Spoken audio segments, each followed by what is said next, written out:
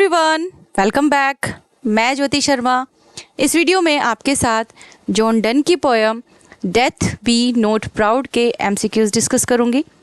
Death be not proud को हॉली sonnet 10 के नाम से भी जाना जाता है। तो इस वीडियो में सबसे पहले तो हम लेंगे 2 मिनट के अंदर रिवीजन इस पूरी की पूरी सोनेट का, पोयम का। उसके बाद में चलेंगे हम क्वेश्चंस की तरफ, ठीक है। लेकिन सबसे पहले मैं आपको एक बेस बताती हूँ, यानी किस चीज़ पर बेस्ड है ये पोयम, पहले उसको डिस्कस कर लेते हैं। ये पोयम आप जानते हैं कि जॉन डन ने लिखी है, और जॉन डन है मेटाफिजिकल पोइट। और मेटाफिजिकल जो वर्ड है ना, इसको हमने बहुत अच्छे से एक्सप्लेन करा है हमारे उस वीडियो में, जिसमें हमने इस पोएम की लाइन बाय लाइन एक्सप्लेनेशन कराई है, और उसका लिंक आपको कमेंट बॉक्स में दे भी दिया है, आप वहाँ जाकर वॉच कर सकते हैं। तो इसे हम डिटेल से स्टडी नहीं कर रहे हैं, आपको बता देती हूँ। मेटाफिजिकल पोइट हैं वो, और एक क्रिश्चियनिटी के बिलीफ पर उन्होंने एक पोएम लिखी है जिसका नाम है death be not proud. Christianity का बिलीफ क्या है कि एक दिन जजमेंट डे होगा, यानी जजमेंट होगी, और उस दिन गॉड जो है ना वो अपना न्याय सुनाएंगे। जिन लोगों ने बुरे कर्म किए हैं उन्हें उस हिसाब से, और जिन्होंने अच्छे कर्म किए हैं उनको उस हिसाब से। तो उस दिन ना सोल जो है वो गॉड से मिलेंगी, यानी गॉड्स के पास जाएंगी और जजमेंट जो है वो सुनेंगी। इसका मतलब क्या है कहने का, कि बॉडी के अंदर सोल रहती है ना, रहती है ना, और जब डेथ आती है ना तो क्या होता है, डेथ आती है तो सिर्फ बॉडी खत्म होती है, सोल खत्म नहीं होती। सोल तो बल्कि आज़ाद हो जाती है गॉड के घर जाने के लिए। इसका मतलब ये पूरी की पूरी जो पोम है ये क्रिश्चियनिटी के बिलीफ पर बेस्ड है कि डेथ जो है वो खाली एक रेस्ट है, एक स्लीप है, उसके अलावा और कुछ भी नहीं है। तो इसे एक्सप्लेन कर लेते हैं एक बार जल्दी सी, फटाफट 2 ही मिनट के अंदर। वो कहते हैं death be not proud, it means कि तुम अभिमान मत करो डेथ। जैसा कि कुछ लोग तुम्हें समझते हैं कि तुम बहुत पावरफुल हो, बहुत भयानक हो, ऐसी तुम नहीं हो। तुम कैसी हो, तुम तो पुअर डेथ हो, यानी बेचारी डेथ हो। तुम तो बल्कि क्या हो, एक तरह से स्लेव हो, और वो भी किन किन लोगों के हाथों की स्लेव हो। तुम स्लेव हो फेट की, चांस की, किंग्स की, और जो डेस्परेट मैन है ना, निराश व्यक्ति जो है, उनके हाथों की स्लेव हो। क्योंकि क्या होता है, बाय चांस कई बार डेथ जो है आ जाती है। किंग्स जो हैं वो भी कई बार न्याय के मतलब जब करते हैं, जजमेंट जब करते हैं तो कई बार सज़ा सुना देते हैं, किसी को फांसी दे देते हैं। तो किंग्स लड़ाई लड़ने जाते हैं तो भी कई बार डेथ का शिकार हो जाते हैं। तो इसका मतलब इनके हाथों की दासी हो। डेस्परेट मैन यानी निराश व्यक्ति भी तो कई बार मृत्यु को गले लगा लेता है। तो इस तरीके से उन्होंने कहा है, यानी तुम कहाँ मिलती हो, तुम मिलती हो जहर में, युद्ध में, या फिर कोई बीमार पड़ा हो तो मतलब वहाँ रहती हो तुम। ये उसके रहने की जगह बता दी। तो कह रहे हैं कि तुमसे ज़्यादा अच्छा स्ट्रोक तो किसका है, पॉपी का है, कि अगर कोई अफीम चख लेना तो ज़्यादा देर सोए, लेकिन तुम तो एक हल्की सी झपकी की तरह हो। तुम आती हो तो आने के बाद में हम हमेशा के लिए जाग जाते हैं। वी वेक एटर्नली, हम हमेशा के लिए जाग जाते हैं। हम कौन, सोल हमेशा के लिए जाग जाती है, और उसके बाद डेथ, तुम भी मरोगी, यानी तुम भी उसके बाद तो मर जाती हो, यानी ख़त्म हो जाती हो। ठीक है, तो ये हो गई हमारी सोनेट का पूरा की पूरी 2 मिनट की एक्सप्लेनेशन। अब जो क्वेश्चंस करेंगे, ठीक है, इंपॉर्टेंट क्वेश्चंस है हमारे, बहुत ध्यान से आपको देखने हैं, लास्ट तक वीडियो को वॉच करना है। देखिए, ऑथर पूछा है सबसे पहले, बहुत ईजी लगता है ये क्वेश्चन वैसे तो, लेकिन जब बहुत सारे क्वेश्चंस आते हैं ना, जब यही कंफ्यूज कर देता है। तो डेथ बी नॉट प्राउड के ऑथर कौन है, जॉन डन है। जॉन डन एक मेटाफिजिकल पोइट है। फिर से कह रही हूँ आपको मैं, मेटाफिजिकल कंसीट को आपको समझना है ध्यान से, लाइन बाय लाइन एक्सप्लेनेशन को बहुत अच्छे से स्टडी करना है, वीडियो को जरूर वॉच करना। Next question, death be not proud belongs to which collection of poems. बहुत ही शानदार क्वेश्चन है, ये समझ लो एग्जामिनर अगर अच्छे मूड में होगा ना, ढंग से अच्छा सा क्वेश्चन अगर सेट करने का मूड होगा, ये क्वेश्चन जरूर डालेगा।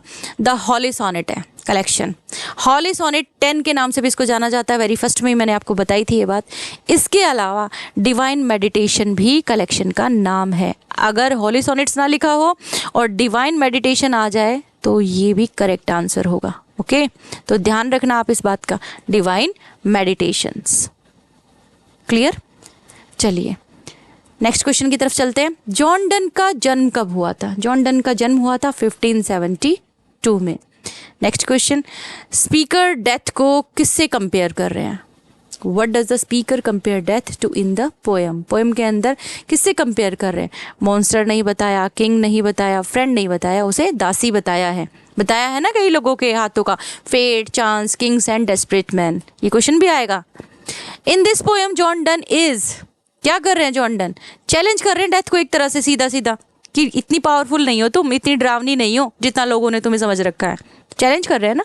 Next question, death is presented as, कैसी दिख रही है वो? स्पीकर को हम सुन रहे हैं, पोएम को हम पढ़ रहे हैं, तो वो कैसी लग रही है? Less powerful that he thinks he is. Next question, ये पब्लिश्ड कब हुई थी? यानी डेथ बी नॉट प्राउड जो है ना, कब पब्लिश हुई थी? ये पब्लिश हुई थी भाई 1633 में। रटने की चीज़ है ये, इसमें तो समझाऊंगी कि आपको रटना है। 1633 में ये पब्लिश हुई थी। Next question, death be not proud the poet argues about the, क्या आर्ग्यू कर रहे हैं वो आर्ग्यू कर रहे हैं कि डेथ जो है ना वो पावरलेस है, यानी पावरलेसनेस ऑफ डेथ। ये है इसका correct answer. Next question, death according to John Donne is a slave. मैंने बोला था ना क्वेश्चन आएगा, स्लेव है fate, chance, kings and desperate man, यानी निराश व्यक्ति। आपको समझाया था, फेट से, बाय चांस, किंग्स की वजह से या डेस्परेट मैन की वजह से ये दासी बन जाती है, मतलब बिना बुलाए कई बार आ जाती है, बिना रीज़न के आ जाती है। डेस्परेट मैन है, मूड बन गया, बहुत ज़्यादा परेशान है, बहुत दुखी हो गया, डिप्रेशन में है और डेथ को गले लगा लिया, सुसाइड कर लिया, दासी हो गई ना इसके हाथ की, मन में आया जब इस डेथ को बुला लिया। किंग्स हैं भाई, ऑर्डर दे दिया, किसी ने कुछ गलत काम किया, ऑर्डर दे दिया, जाओ इसको फांसी पे चढ़ा दो, तो हो गया ना। तो इस तरीके से ये दासी है। Okay, next, according to Donne, according of Donne the things, ये थिंग्स है भाई, थिंग्स नहीं है, थिंग्स है। ओके, ध्यान देना, THINGS, things that is better than the stroke of death is, कि क्या बेटर है, इस डेथ से बेटर क्या है, किस चीज़ का स्ट्रोक बताया है जो बेटर है डेथ से? तो आपने ध्यान से अगर सुना होगा तो ये वर्ड आया है पॉपी, यानी अफीम को बोलते हैं पॉपी। क्लियर, कि अफीम सूंघ लेते हैं ना, तो ऐसा सुना है कि नींद आ जाती है बहुत ज़्यादा गहरी वाली, तो कह रहे कि इसका स्ट्रोक ज़्यादा सही है, ज़्यादा बेटर है डेथ से। तो मतलब डेथ की ना अच्छे तरीके से इंसल्ट कर रखी है कि डेथ से डरने की कोई ज़रूरत नहीं है, इतनी पावरफुल, इतनी भयानक चीज़ नहीं है वो। हमारी जो सोल है ना, उसको तो एक तरह से रेस्ट मिल जाता है एक छोटा सा, और उसके बाद में वो हमेशा के लिए जिंदा हो जाती है, भगवान के घर चली जाती है। But does the speaker compare rest and sleep to in the poem? किस चीज़ से कंपेयर किया है रेस्ट को और स्लीप को? अभी अभी मैंने बोला है आपके सामने, डेथ के साथ कंपेयर किया है। Clear. Next, what does the speaker suggest happens after death in the poem? अब स्पीकर यहाँ क्या सजेस्ट कर रहा है, क्या सलाह दे रहा है कि क्या होगा डेथ के बाद में, क्या होगा? पोएम को ध्यान से पढ़ा है ना आपने, क्या होगा, क्या होगा?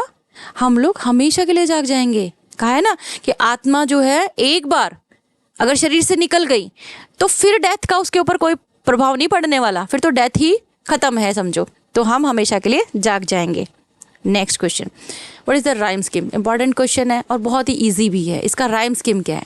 अब देखिए भाई, ये पेट्रार्कन सोनेट है, ठीक है ना, तो इसका राइम स्कीम ये बनता है, ये लगभग बनता है, आप ये मानिए कि ये तो हो गया सेस्टेट और ये हो गया आपका ऑक्टेव, यानी 14 लाइन्स कुछ इस तरीके से डिवाइडेड होती है।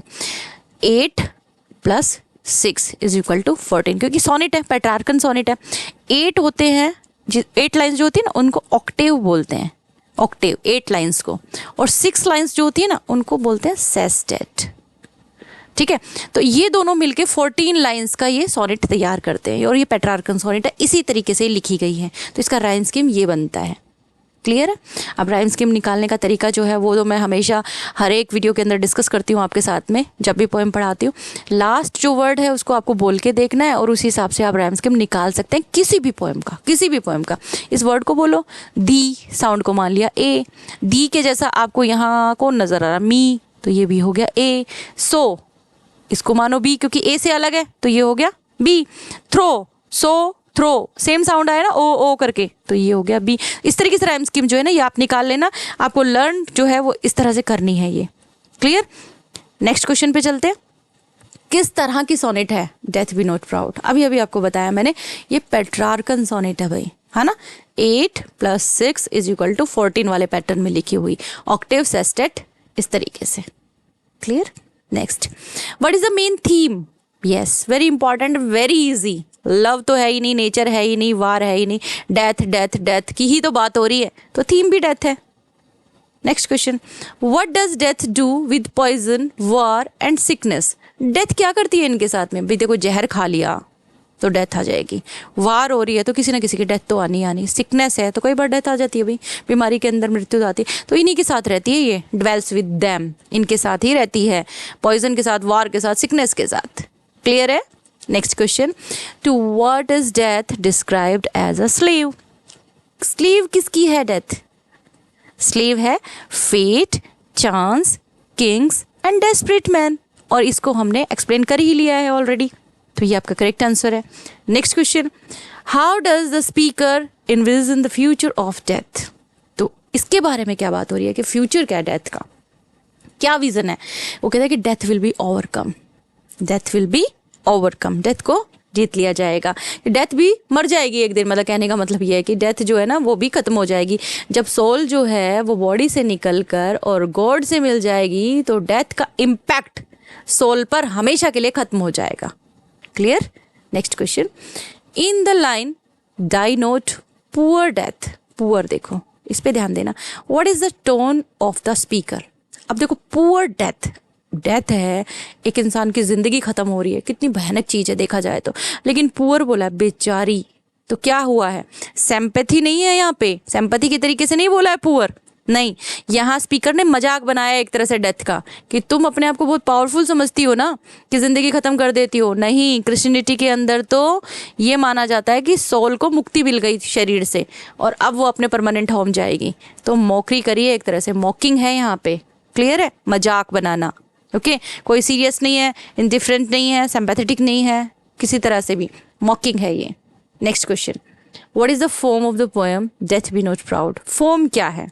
फॉर्म बार बार मैं आपको बोल रही हूँ कि ये पेट्रार्कन सोनेट है, पेट्रार्कन सोनेट है, it means it is in sonnet form. ये किस फॉर्म में है? सोनेट फॉर्म में है। 14 लाइन्स की है, फिर से बता रही हूँ 14 लाइन्स हैं, लेकिन डिवाइडेड है ऑक्टेव प्लस सेस्टेट पैटर्न में।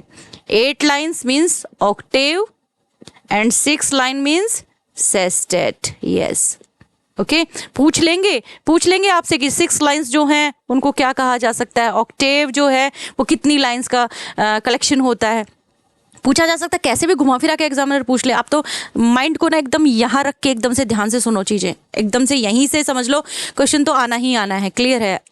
Next question, what is a Petrarchan, या इसको इटालियन भी बोला जाता है, सोनेट स्ट्रक्चर? क्या स्ट्रक्चर है? आपने ध्यान से सुन रहा है, अभी मैंने अभी बताया है क्या है। 14 लाइन्स हैं, लेकिन साथ 14 लाइन्स का डिवीजन भाई इस तरीके से है, एक ऑक्टेव मिलेगा, एक सेस्टेट मिलेगा, तो आंसर क्या हो गया आपका? सी। ये तो क्लियर है आपके लिए, सोनेट मेजॉरिटी 14 लाइन्स की ही होती है, but Petrarchan and Italian sonnet जो है इस पैटर्न से लिखी हुई है, ऑक्टेव एंड सेस्टेट के साथ में। What is the volta? पहले मैं आपको वोल्टा ही बता देती हूँ क्या होता है। आप वैसे तो जानते हैं, अगर मुझे पढ़ रहे हैं, मुझे सुन रहे हैं, मेरे वीडियो अगर कंटिन्यूसली आप वॉच कर रहे हैं तो वोल्टा आप जानते हैं। वोल्टा का मतलब होता है भाई टर्न।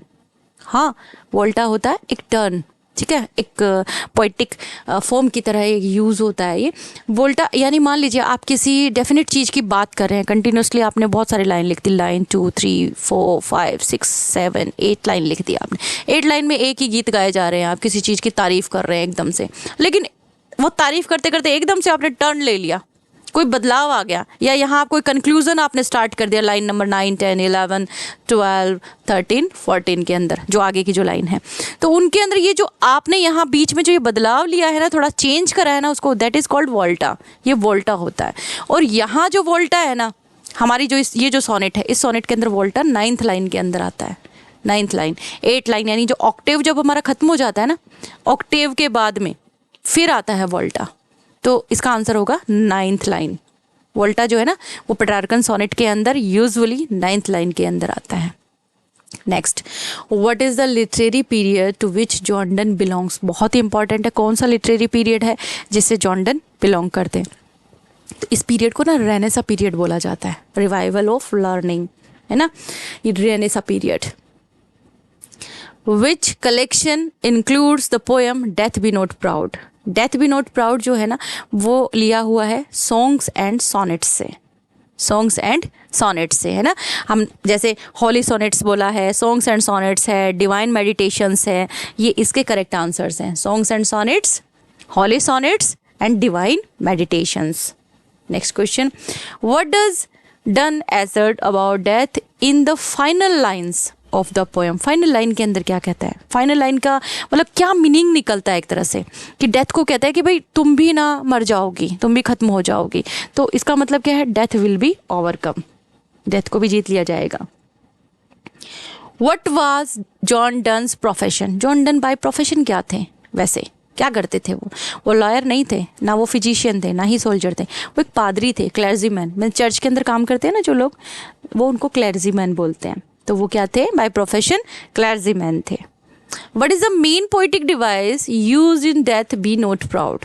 मेन पोइटिक डिवाइस जो है वो इसके अंदर कौन सी यूज़ हुई? आपके टाइटल ही है, तो ये क्वेश्चन बहुत इंपॉर्टेंट बनता था, इसलिए आपके लिए लिया है कि इसके अंदर कौन सी पोइटिक डिवाइस निकल कर रही है। यहाँ निकल रहा है पर्सोनिफिकेशन, और क्यों निकल रहा है वो आप समझ लो। पर्सोनिफिकेशन इसलिए निकल रहा है क्योंकि यहाँ पे प्राउड की बात की गई है ना, प्राउड, और ये जो प्राउड जो है ना, ये ह्यूमन बीइंग की क्वालिटी है एक तरह से, है ना। तो पर्सोनिफिकेशन कब होता है? जब नॉन लिविंग के अंदर लिविंग वाला कुछ क्वालिटी दिखाया जाता है। देखो, death throughout the poem addressing it directly and challenging its perceived power and dreadfulness, है ना। तो इसलिए यहाँ पे पर्सोनिफिकेशन है। सीधा सा देख लो, प्राउड की बात कर ली, अब प्राउड जो है और वो डेथ जो है, इनका तो कुछ कॉम्बिनेशन नहीं हुआ ना। डेथ को पर्सोनिफाई कर दिया यहाँ पे, पावरफुल, प्राउड, हाँ, ड्रेडफुल, इस तरीके से बोल के, माइटी इस तरीके से बोल के। Clear? Next question, what does the phrase one short sleep past we wake eternally? ये जो फ्रेज है ना, ये क्या सजेस्ट करती है? यहाँ कौन सी डिवाइस निकल कर आ रही है? यहाँ पे भाई निकल के आ रहा है आपका मेटाफर, और वो क्यों आ रहा है उसे समझ लो। जॉन डन ने कंपेयर किया है डेथ को शॉर्ट स्लीप के साथ में, ठीक है। डेथ जो है ना, उसको कहा है कि तुम शॉर्ट स्लीप की तरह हो, उसके बाद आत्मा जो है वो निकल कर चली जाएगी और भगवान से मिल जाएगी, ठीक है। तो यहाँ आता है हमारा मेटाफर, यानी रूपक अलंकार जिसको बोलते हैं।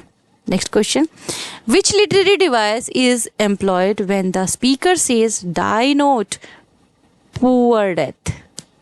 ठीक है, die not poor death, poor बोला है, और ये चीज़ मैं आपको पहले भी समझा चुकी हूँ कि यहाँ पर्सोनिफिकेशन होगा क्योंकि पुअर बोल दिया, देखो बेचारी, समझ रहे हैं आप। तो यहाँ पे है ना क्वालिटी, कौन सी? ह्यूमन वाली क्वालिटी है, बेचारे को पुअर कह रहे हैं। अब अपन आदमी लोगों को, मीन्स जो ह्यूमन बींग्स होते हैं, उन्हीं के साथ ऐसे वर्ड यूज़ करते हैं, पुअर, रिच, पिटी दिखाते हैं, दया दिखाते हैं, सिंपैथी दिखाते हैं, तो लिविंग के साथ दिखाते हैं ना, इस तरीके से। तो ये हो गया पर्सोनिफिकेशन। नेक्स्ट क्वेश्चन है हमारा, इस तरह से कहीं से भी पूछा जा सकता है, तो ये इस तरह से हमने प्रिपेयर किया था। देखो आपके सामने ना, हो सकता है एग्जामिनर ऐसे 2 लाइन्स जो है लिख दे इसकी, तो ये 2 लाइन्स के अंदर आप एक चीज़ नोटिस करना, यहाँ कोई कोमा, फुल स्टॉप कुछ नहीं है, कंटिन्यू है ना ये लाइन। देखो, have called the mighty and dreadful, ये यहीं से शुरू है। इसका मीनिंग ना ये यहाँ तक कंप्लीट होता ही नहीं है कि दो सम हैव कॉल्ड दी का मतलब होता है यू, कि तुम्हें कुछ लोग बोलते हैं, क्या बोलते हैं, ये लाइन तो खत्म हुई ही नहीं, लाइन तो यहाँ पे आके पॉज हुई है हल्की सी, यहाँ थोड़ा अल्प विराम लिया है कि माइटी एंड ड्रेडफुल, तो इसे भाई एंजार्बमेंट बोलते हैं, ठीक है। जब लाइन कंटिन्यू हो रही है तो वो होता है एंजार्बमेंट, और यही सेम रिपीटेशन यहाँ भी देखिए, यहाँ भी देखिए आप, ये आ रहा है। और ये जो आपको येलो कलर के वर्ड नज़र आ रहे हैं ना, कि ये येलो इसलिए किया है क्योंकि रिपीटेशन है कॉन्सोनेंट साउंड का। तो अगर ये लाइन उठाकर आपसे पूछ ली जाए कि यहाँ डाई नोट पुअर डेथ लिखा है, तो D repetition of D, it means here is alliteration. Alliteration है अनुप्रास अलंकार, है ना। एलिट्रेशन का ध्यान रखना बहुत ही इंपॉर्टेंट है, और लेकिन इजी बहुत है इसको निकालना और ध्यान लगाना। एलिट्रेशन, जहाँ भी आपको ये येलो वर्ड नज़र आ रहे हैं, देन दाई दाओ, द साउंड कर रहे हैं ना, देन दाई दाओ, देन दाई दाओ, तो यहाँ भी एलिट्रेशन हो गया। शॉर्ट स्लीप, स साउंड आ रहा है। कॉन्सोनेंट साउंड जब रिपीट होता है तो एलिट्रेशन होता है, यानी अनुप्रास अलंकार होता है। तो ये आपका कंप्लीट वीडियो इंपॉर्टेंट क्वेश्चंस के साथ में। अगर आपको पसंद आया तो प्लीज़ लाइक ज़रूर करना, शेयर तो आपको करना ही करना है अपने फ्रेंड्स के साथ में, देन सब्सक्राइब कर लीजिए चैनल, ताकि हमें भी अच्छा लगे कि आपको हमसे जुड़ना अच्छा लग रहा है। Thanks for watching.